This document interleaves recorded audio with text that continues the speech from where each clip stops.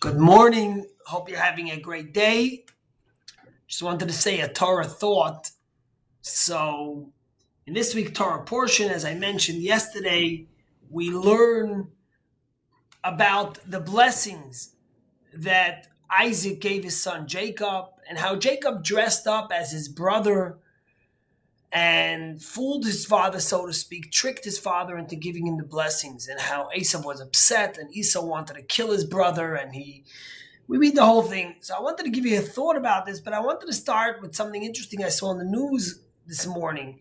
So, Israel does a lot of, especially in the last 5 or 6 years since the civil war in Syria, Israel has been bombing in Syria quite often to protect strategically the Golan Heights and Israel, but Israel very seldom acknowledges what it did. And in general, Israel does. For example, they just announced last week, there was a whole article, this week there was a whole article in the New York Times about the second man in charge in Al-Qaeda, how Israel had killed him. 2 people on a motorcycle came over to his car and killed him, and it happened in August.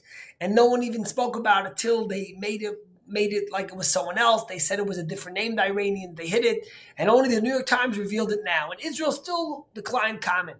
But today in the morning, Israel acknowledged and actually said that we bombed Syria overnight. I think 8 targets, Israel planes went in. 4 were on the border of the Golan and 4 near Damascus. And Israel said they did it because earlier this week, Israel found these bombs that were set off near the border, the Golan, that were meant to injure personnel, Israeli personnel.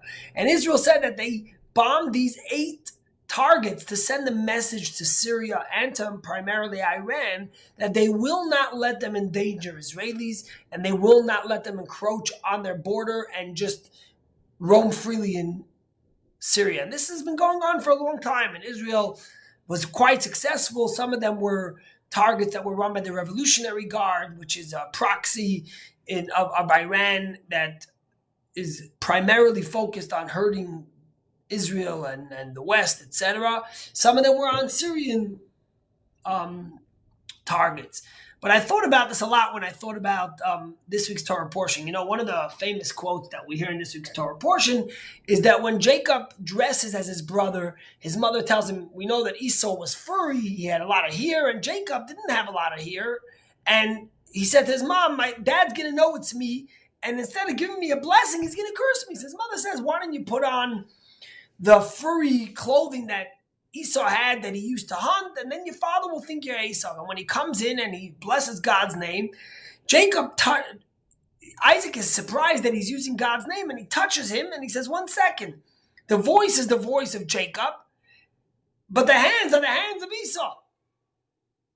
Because it sounded like Jacob, not only his voice, but the way he spoke, but it actually felt like Esau. And this is words that we've been told throughout our life. I remember when I was a young kid and we would fight our siblings, and I would raise my hand maybe to hit a sibling. And my father always says, the hands are the hands of Esau. The voice is the voice of Jacob. We use our voice, we don't use our hands. But there's a very famous question on this week's Torah portion. And the question is, listen, we all know the story that we read at the beginning of the portion, that when Isaac was sitting Shiva for his father Abraham passes away, and Jacob is making a lentil soup. And Esau comes in thirsty from hunting, and he says, give me some. And Jacob says, why should I give you? And then he says, you want me to give you? Why don't you sell me your firstborn right? And he sells it to him. And he gives him the soup, and that's the end of that story. The rabbis ask, why did Esau get so upset when Jacob stole the blessings for him, yet he didn't get upset when Jacob took away the firstborn from him?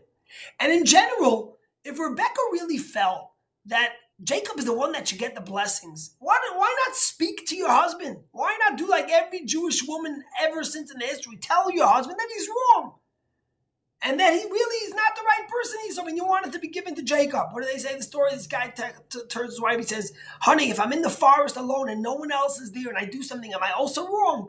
So Rebecca would have not been the first woman to tell her husband that he's wrong. Why didn't she just tell Yitzchak, listen, Isaac, the blessing should go to Jacob. He's a man of spirituality. He's a man of holiness. He's a man of the book. He's a man that continues your legacy. Why do you want to give it to Esau? But she doesn't do that. She dons him in the clothing of Esau, and he goes in Jacob dressed as Esau. So tomorrow I have another thought to tell you, but today I wanted to tell you one that connected to this that I saw in the morning, and it's always moving to me. You know, the rabbi said this, look, Isaac was no fool. Isaac knew how spiritual Jacob was and how he carried on his traditions. He knew that Esau was a man of brute power, was a man of physical, was a man of material. He knew that. But what enthralled Isaac about Esau, and why he wanted to give the blessings to Esau was because he said, listen, we live in a very brute, physical, material world. Jacob is a serious spiritual man. He's good to write books. He's good to study in yeshiva. He's good to be spiritual. He's good to carry on the spirituality of Isaac. But who's going to protect him in this brute, terrible, devious world? He needs Esau to be his protector. And that's why Isaac had this plan to give the blessings to Esau of materialism.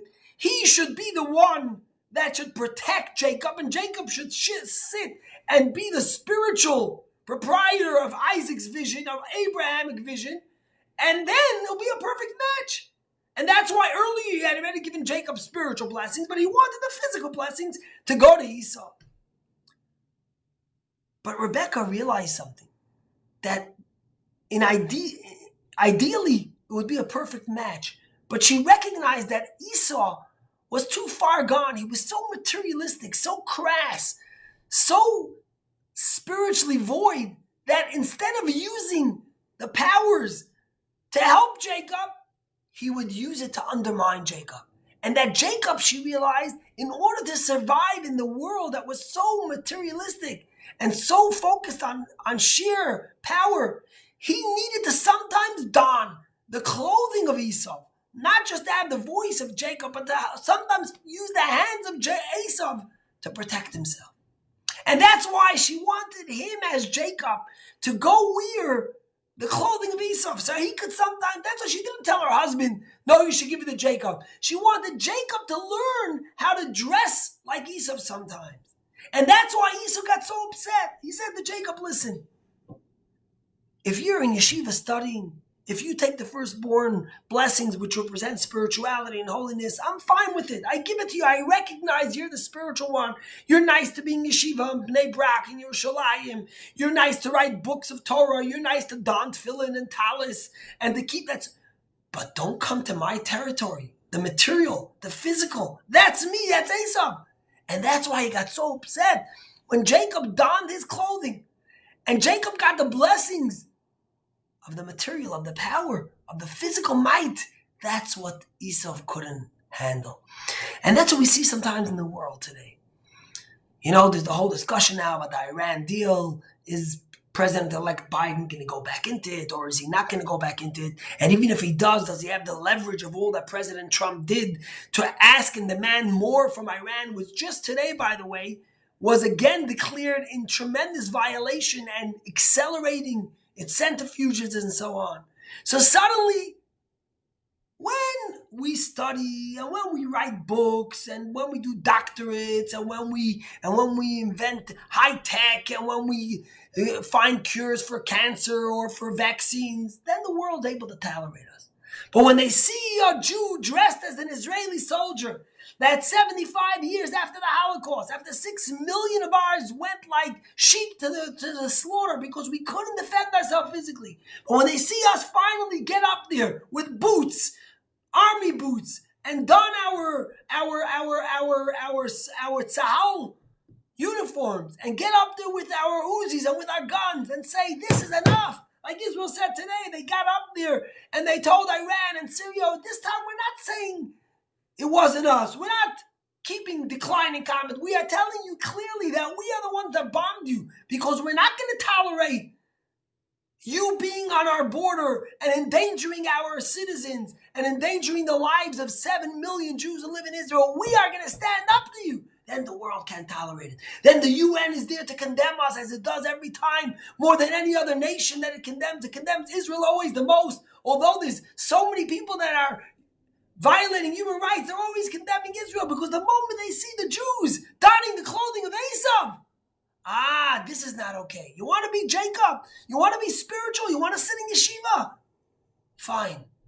Well, be quiet. But the moment you don the clothing of Esau, that's it.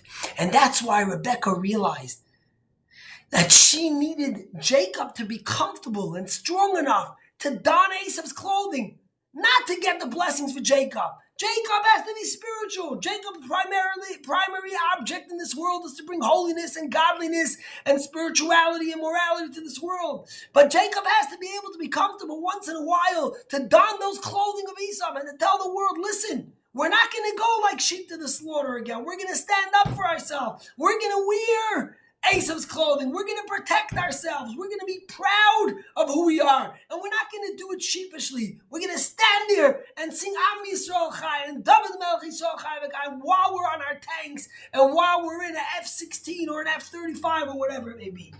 And that's what Rebecca taught Esau. And that's the message that we have to take when we see Israel declare what it declared today, when we see the vulnerability of a new president-elect, and we're not sure what's going to be with Iran and what's going to be with all the haters of Israel, and is America going to stand up for Israel or not? We have to recognize that sometimes it takes us, Jews, Israelis, wearing the clothing of Esau. Hashem blesses that we should never need it. We should just wear the clothing without having to use it. But when we have to use it, we should use it. And when we have to tell the world, and that Syria and Iran, yes, it was also bombed you last night, we should say it proudly. And we should say it in a way that it's unequivocal, that we will never, ever stand for the murder and for the terror of Jewish people. Have a great day.